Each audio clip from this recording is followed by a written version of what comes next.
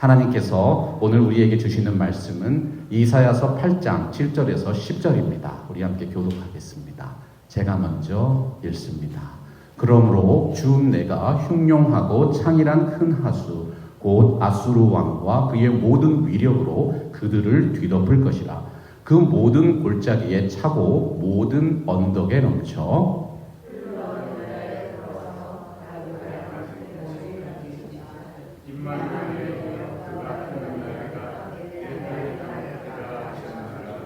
너희 민족들아 함성을 질러보아라. 그러나 끝내 패망하리라. 너희 먼 나라 백성들아 들을지니라. 너희 허리를 동이라. 그러나 끝내 패망하리라. 너희 허리를 띠에띠라. 그러나 끝내 패망하리라. 너희는 함께 계획하라. 그러나 끝내 이루지 못하리라.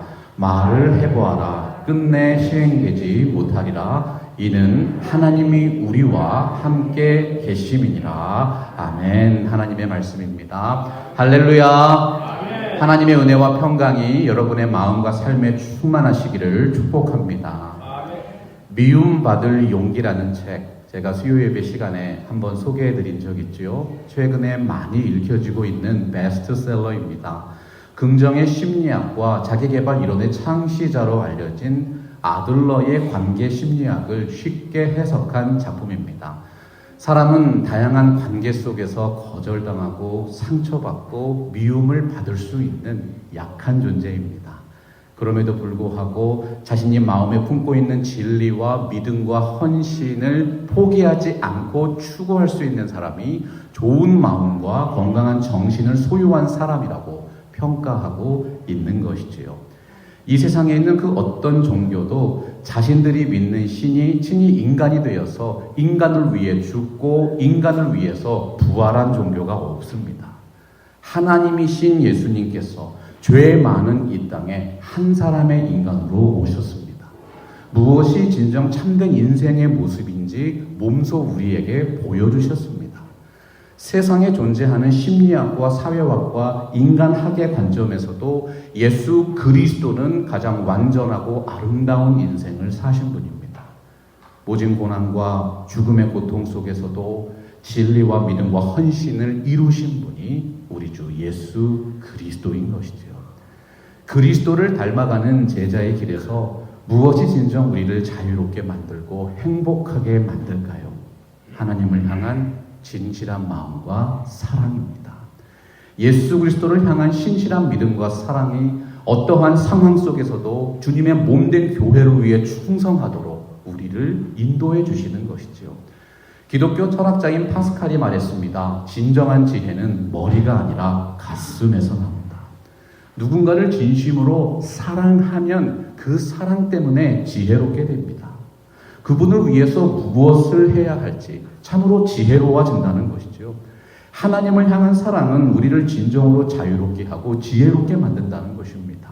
멍에를 메고 고생길을 가고 있는데 하나님의 사랑 때문에 마음이 대범해 줍니다. 어렵고 힘든 상황 속에서도 하나님의 사랑이 감사의 눈물을 흘리게 만들고 행복의 미소를 잃지 않도록 우리의 삶을 지탱해 주십니다. 잠언서 8장 17절에서 고백했어요. 하나님께서 우리에게 약속해 주셨습니다. 나를 사랑하는 자들이 나의 사랑을 이루며 나를 간절히 찾는 자가 나를 만날 것이니라. 하나님을 전심으로 찾고 의지할 때 우리와 함께 동행하시는 하나님의 능력이 여러분의 삶에 가득하게 될 줄로 믿습니다. 오늘 말씀 1절 보니까 너는 큰 서판을 가지고 그 위에 통영 문자로 마헬살랄 하스바스라 쓰라고 기록되어 있습니다. 마헬살랄 하스바스, 빠른 시일 안에 전리품을 얻게 된다는 뜻입니다. 남유다를 침략했던 북이스라엘과 아람 제국은 패망을 당하고 그 전리품들을 아수르가 취하게 될 것이라는 예언이지요. 하나님은 이 예언을 통해서 역사의 주인이 하나님이라는 사실을 다시 한번 확증해 주십니다. 세상의 모든 일들과 모든 나라들의 흥망성쇠는 오직 한 분 하나님께 달려있다. 하나님을 온전히 신뢰하지 못하는 사람과 세상의 힘을 의지하며 살아가는 사람들은 마헬살랄 하스바스, 하나님의 심판의 메시지를 들을 수 없습니다. 하나님의 말씀을 경외하는 겸손한 믿음이 있을 때 담대하라. 내가 세상을 이기었노라 말씀하신 주님의 능력을 체험하게 되는 것이죠. 19세기 미국의 복음주의 운동을 이끌었던 영적 지도자 중에 헨리 워드 비처라는 분이 있습니다. 오늘날 비처 목사가 노예제도 폐지를 위해서 설교하면서 이런 말을 했습니다.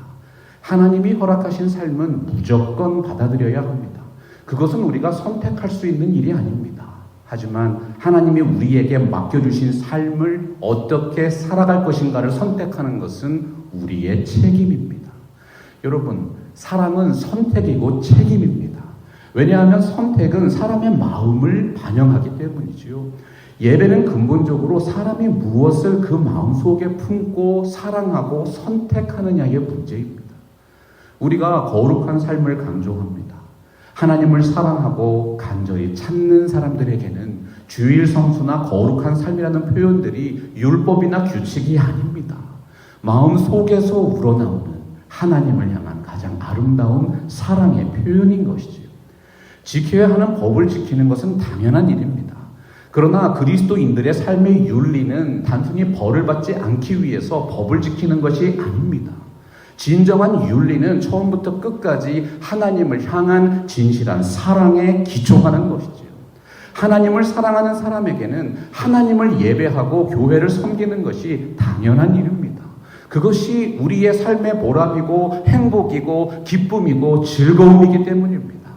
세상이 주는 쾌락을 사랑하는 사람들은 바로 그 세상 것들에 더욱 큰 가치를 두고 시간을 투자하고 인생을 낭비하는 것입니다.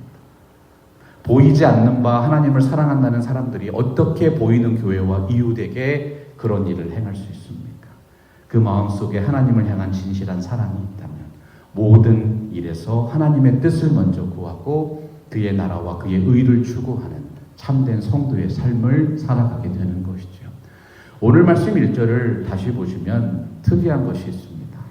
하나님께서 마헬살랄 하스바스를 통영 문자로 쓰라고 명령하셨습니다. 통영 문자는 학식이 있는 사람이나 높은 관료들이나 어떠한 특정한 계층에 있는 사람들만 이해할 수 있는 말이 아니죠. 많이 배우지 못한 분들에게도 누구나 이해할 수 있는 글로 쓰라는 것이 통영 문자로 쓰라는 말의 의미입니다. 하나님은 그분의 뜻을 모든 사람에게 알리기 원하십니다. 남자든 여자든 어린아이든 노인이든 많은 교육을 받지 못한 사람일지라도 누구나 하나님의 말씀을 읽고 이해할 수 있도록 쉽게 기록하라고 명령하신 것이죠.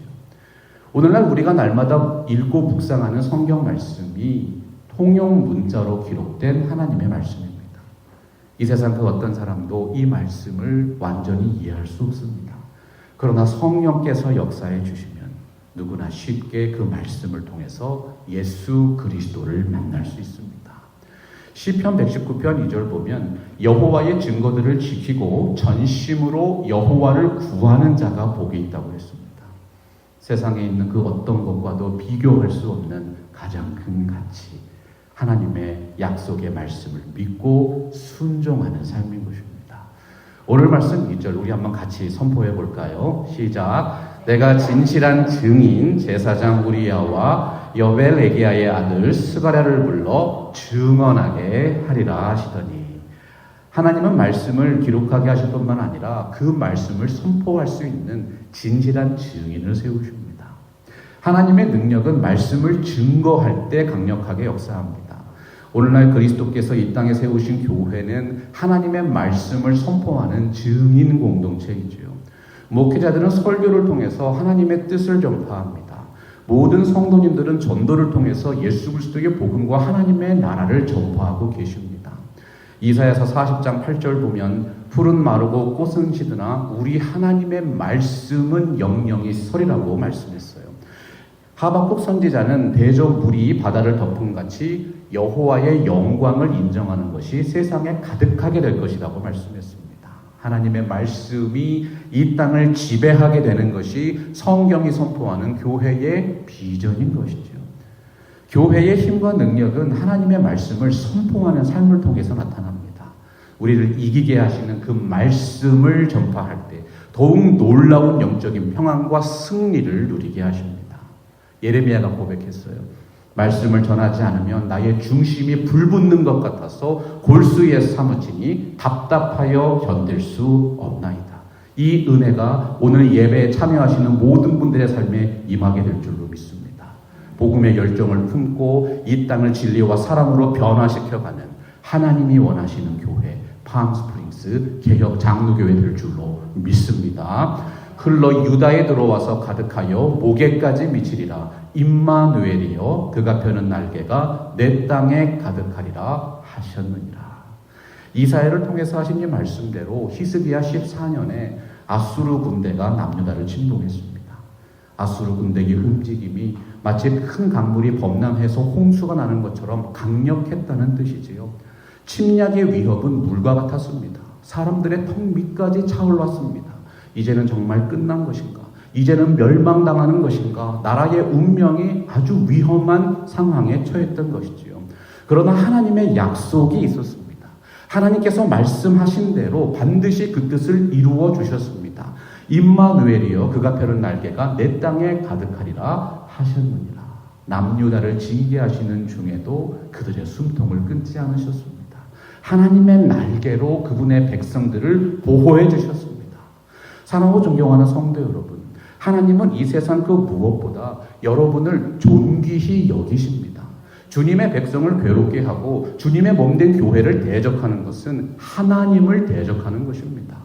혹시라도 성도가 실수해서 징계를 받는다 할지라도 하나님께서는 그들을 죄악에 빠지게 한 그 징계의 도구를 반드시 심판하십니다. 민수기 23장 19절 말씀, 약속의 말씀이죠. 여러분들의 마음과 입술로 함께 선포하겠습니다. 시작. 하나님은 사람이 아니시니 거짓말을 하지 않으시고 인생이 아니시니 후회가 없으시도다. 어찌 그 말씀하신 바를 행하지 않으시며 하신 말씀을 실행하지 않으시랴. 하나님은 말씀의 약속을 반드시 지키시는 분이십니다. 세상이 아무리 죄악으로 관영하다 할지라도 악인들은 심판받게 됩니다. 하나님의 말씀이 약속하신 그 놀라운 기쁨의 나라가 이 팜스프링스 땅에 충만하게 될 것입니다. 오늘 말씀 9절과 10절도 여러분 믿음을 가지고 소리를 내서 한번 읽어보십시오. 시작. 너희 민족들아 함성을 질러보아라. 그러나 끝내 패망하리라. 너희 먼 나라 백성들아 들을지니라. 너희 허리를 동이라. 그러나 끝내 패망하리라. 너희 허리를 잃으리라. 그러나 끝내 패망하리라. 너희는 함께 계획하라. 그러나 끝내 이루지 못하리라. 말을 해보아라. 끝내 시행되지 못하리라. 이는 하나님이 우리와 함께 계심이니라. 여러분, 하나님이 우리와 함께하고 계십니다. 하나님께서 남유다를 징계하기 위해서 사용하신 아수르와 바벨론을 어떻게 처리하시는지 오늘 말씀을 통해서 보여주시는 것이죠. 그들은 정말 큰 민족이었습니다. 함성을 지르고 악한 일을 계획하여 도모하고 뒤에서 주님의 몸된 공동체를 무너뜨리려고 비방하고 말을 퍼뜨리고 다닙니다. 그러나 그 일은 끝내 시행되지 못할 것입니다. 하나님이 우리와 함께하고 계십니다. 아하스 왕의 배신과 난다 백성의 죄악은 하나님의 징계를 부르기에 충분했습니다. 하지만 주님께서는 그들을 아주 벌하지 아니하셨고 남은 자를 통해서 은혜를 베푸셨습니다. 그 모든 징계의 세월이 채워졌을 때 회초리로 사용된 아수르와 바벨론은 철저하게 심판을 받게 된 것이죠. 미국의 지성인이며 기독교 시인인 랄프 에머슨 목사가 말했어요. 인간은 흐릿한 창문을 통해서 작은 풍경을 볼 뿐이지만 하나님은 무한한 하늘을 통해서 우리의 모든 것을 지켜보고 계신다. 하나님이 선택하신 백성 절대로 버리지 않으십니다. 우리가 하나님처럼 모든 것을 알 수 없다면 왜 하나님을 끝까지 믿고 신뢰하지 않는 것입니까? 오늘날 우리들도 여러 가지 시험을 만나고 수없는 갈등과 어려움 속에서 살아가고 있습니다. 때로는 최선을 다했지만 계획대로 이루어지지 않은 일도 있습니다. 하지만 중요한 것이 있죠. 하나님이 언제나 우리와 함께하고 계신다는 사실입니다. 하나님의 말씀대로 반드시 모든 일을 이루어 주신다는 것입니다. 시편 119편 50절 보면 이 말씀은 나의 곤란 중에 위로라고 했습니다. 주님의 말씀이 나를 살리셨다고 선포했습니다.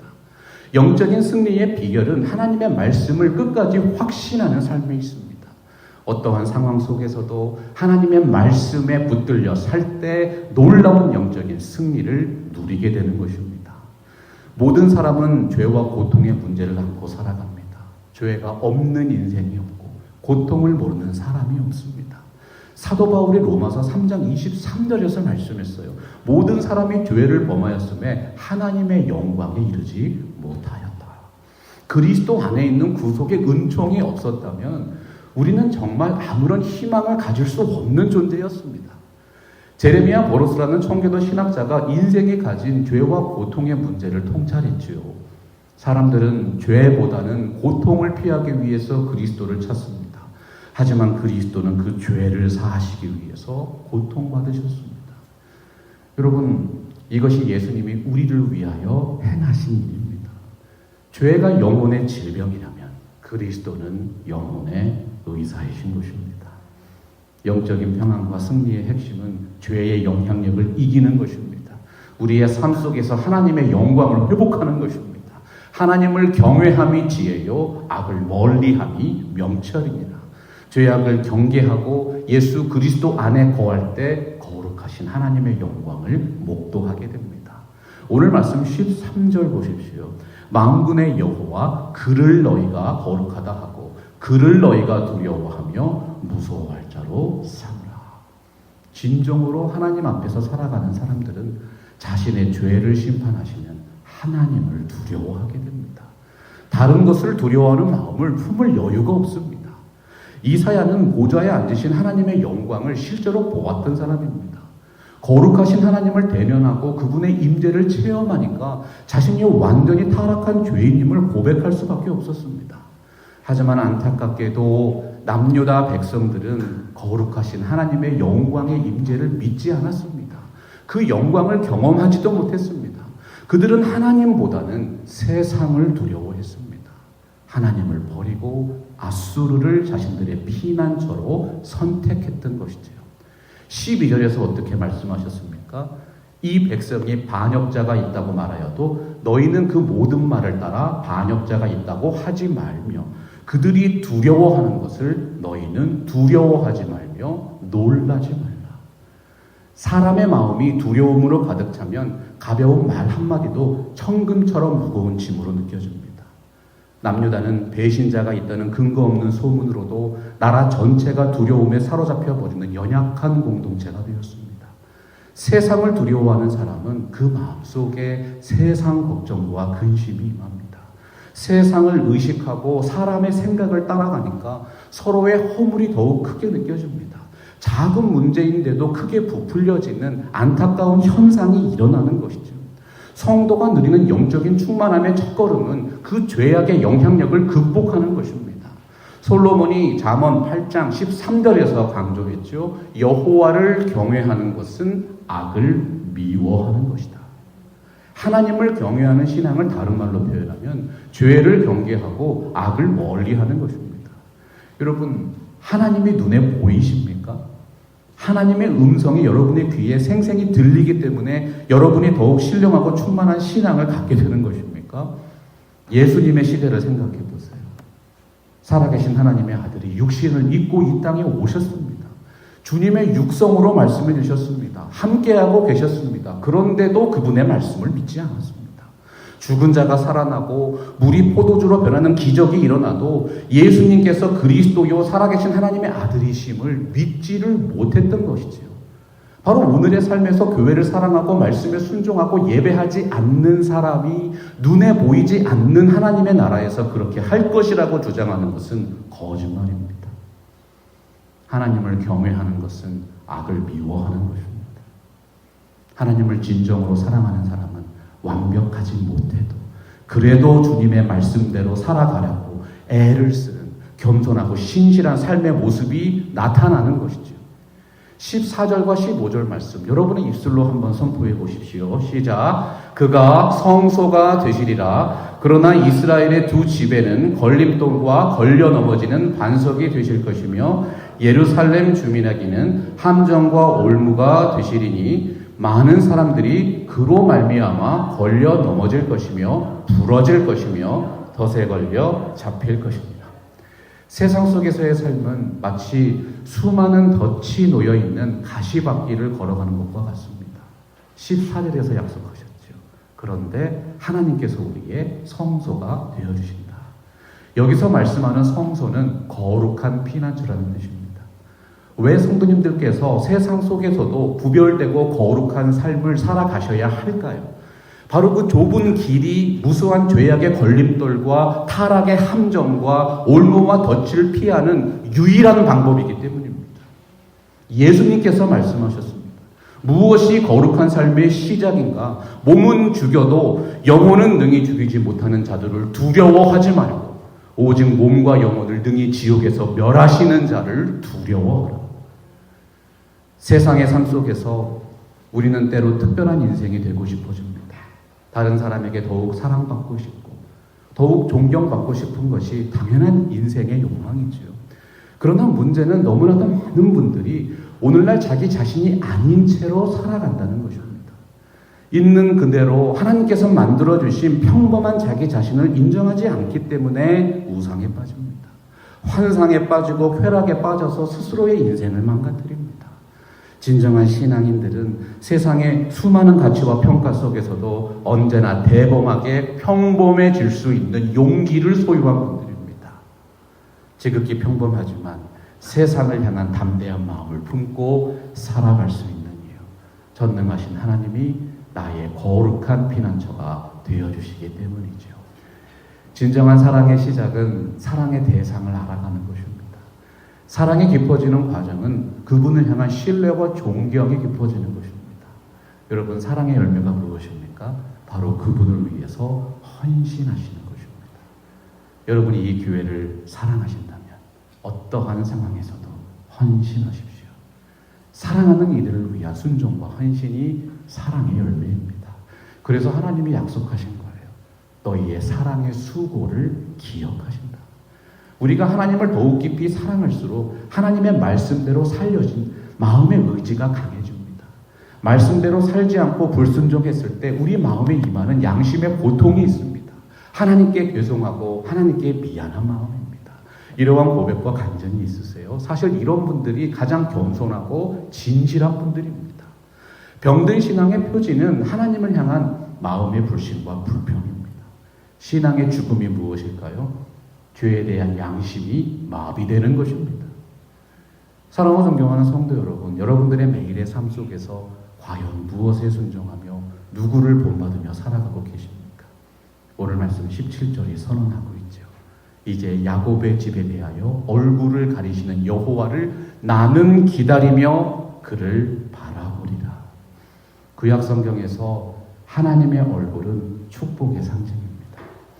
민수기 6장 25절과 26절 보면 여호와는 그 얼굴로 내게 비치사 은혜 베푸시기를 원하며 여호와는 그 얼굴을 내게로 향하여 두사 평강 주시기를 원하노라 축복했습니다. 하나님이 그 얼굴을 가리우시는 것은 하나님의 은총이 사라졌다는 것을 의미합니다. 축복이 사라집니다. 흑암과 공포와 심판이 몰려옵니다. 심지어 사람이 서로 마주보고 걸어오다가 상대방이 확 얼굴을 돌리고 지나가면 마음이 이상하고 기분이 좋지 않죠. 그런데 우리가 전적으로 믿고 예배하는 하나님이 얼굴을 돌리신다고 생각해 보세요. 그것이 얼마나 큰 놀라움이고 고통이고 아픔이겠습니까? 그러나 하나님의 눈앞에서 대수롭지 않게 죄를 범하며 살아가는 사람들은 그것을 고통으로 여기지 않습니다. 그들의 마음이 하나님을 버렸고 그들의 시선이 세상에 고정되어 있기 때문이죠. 하나님을 예배하는 일에 있어서 가장 중요한 것은 하나님이 우리보다 먼저 우리를 더 사랑해 주시고 존중해 주셨다는 사실을 깨닫는 것입니다. 하나님이 우리 인생을 하나님의 형상으로 만들어 주셨습니다. 심지어는 하나님을 배신한 인간의 죄를 예수 그리스도를 통해서 씻어 주셨습니다. 그리스도 안에서 새로운 피조물로 살아갈 수 있는 너무나도 존귀한 특권을 주셨습니다. 우리가 하나님을 사랑한 것이 아니라 하나님이 먼저 우리를 사랑해 주셨습니다. 이 진리를 아는 것이 기독교 신앙입니다. 하나님을 향한 진실한 사랑과 예배의 시작입니다. 우리가 하나님을 알지도 못했을 때 하나님께서 우리를 먼저 돌보아 주셨습니다. 우리를 배려해 주셨습니다. 우리를 존중해 주셨습니다. 여러분, 바로 여기에 회복과 희망과 복음의 역사가 있는 것 아니겠어요? 교회의 정체성이 있는 것 아니겠습니까? 교회의 비전과 능력이 이 진리를 통해서 선포되는 것 아니겠습니까? 우리가 하나님의 은혜와 사랑을 입지 않았다면 우리는 결코 하나님을 신령과 진정으로 예배할 수 없습니다. 나는 여호와를 기다리며 그를 바라보리라. 예수 그리스도를 정말로 만난 분들이 올려드릴 수 있는 가장 아름다운 고백인 것이죠. 한국에 가시면 세계적으로 눈이 좋은 분이 계십니다. 외환은행에서 50년을 근무한 서태석 부장님이죠. 그의 직업은 위조지폐 감별사입니다. 모든 사람이 그렇게 좋아하는 돈을 하루 종일 바라보며 사는 사람입니다. 그의 위폐 감별 능력은 아시아에서 1위이고요. 세계에서는 7위에 오를 정도로 정말 유명하십니다. 1초당 4장의 지폐를 넘겨가면서 기계도 골라내지 못하는 위폐를 찾아낼 수 있다고 합니다. 오늘날 기자 한 분이 그분을 찾아가서 취재했어요. 아니, 어떻게 그렇게 탁월한 분별력을 갖출 수 있었습니까? 그가 대답했습니다. 제가 50년을 실천해 온 분별력 훈련법은 너무나도 간단합니다. 언제나 주머니에 진짜 지폐만 넣고 시간이 될 때마다 진폐만 바라보는 것입니다. 수십 년을 연습하니까 그 어떤 위조 지폐도 감별할 수 있게 되었다는 것이죠. 어떠한 고백일까요? 성도가 누리는 영적인 승리의 비결은 인간의 생사화복을 주관하시는 거룩하신 하나님만 바라보는 것입니다. 하나님의 말씀의 진리를 아침 저녁으로 추구하는 것입니다. 오늘 말씀 16절에서도 강조하시죠. 너는 증거의 말씀을 쌓아매며 율법을 내 제자들 가운데에서 봉함하라. 우리의 마음속에 이 진리를 담아야 합니다. 세상이 주장하는 우상을 버리고 성경이 말씀하는 살아계신 하나님께 우리의 신앙을 고정시켜야 합니다. 그러면 분별할 수 있다. 우리가 진짜를 바라보며 살면 어느덧 가짜는 자동으로 분별되는 것이죠. 마땅히 율법과 증거의 말씀을 따를지니 그들이 말하는 바가 이 말씀에 맞지 아니하면 그들이 정령 아침빛을 보지 못하리라. 영적인 승리의 핵심은 죄의 영향력을 이기고 하나님의 영광을 회복하는 것입니다. 여러분의 삶 속에서 올리는 모든 기도와 간구 속에 오직 하나님을 경외하는 마음이 있기를 간절하게 소망합니다. 하나님을 바라는 심령으로 주의 영광을 바라보게 하여 주옵소서. 우리에게 허락하신 이 교회가 더욱 아름답고 축복된 신앙의 터전이 되게 하여 주옵소서. 오늘도 가정과 일터에서 임마누엘 하나님의 승리를 경험하게 하여 주옵소서. 오늘날 이 땅의 인생들이 가장 사랑하는 것 3가지를 뽑으면 넘치는 재물과 찬란한 영광과 건강하게 장수하는 것이라고 합니다. 하지만 하나님의 말씀은 사람이 그 무엇보다 하나님을 사랑하는 것이 진정한 은혜와 축복이라고 말씀했죠. 솔로몬의 잠언서 22장 4절 기억하시죠? 겸손함과 여호와를 경외함의 보상이 재물과 영광과 생명이니라. 예수님께서도 마태복음 6장 33절에서 강조했습니다. 너희는 먼저 그의 나라와 그의 의를 구하라. 그리하면 이 모든 것을 너희에게 더하시리라. 우리가 죄를 경계하고 영광의 그리스도를 바라볼 때 놀라운 영적인 승리가 임할 것입니다. 나는 여호와를 기다리며 나는 그를 바라보리라. 날마다 순간마다 하나님의 말씀으로 세상을 분별하시고 거룩한 예배와 기도로 더욱 거룩해지는 팜스프링스 개혁 장로교회 하나님께서 사랑하시는 모든 성도님들 되시기를 주님의 이름으로 축원합니다. 함께 기도하겠습니다. 말씀 앞에서 경외함으로 주께 홀로 서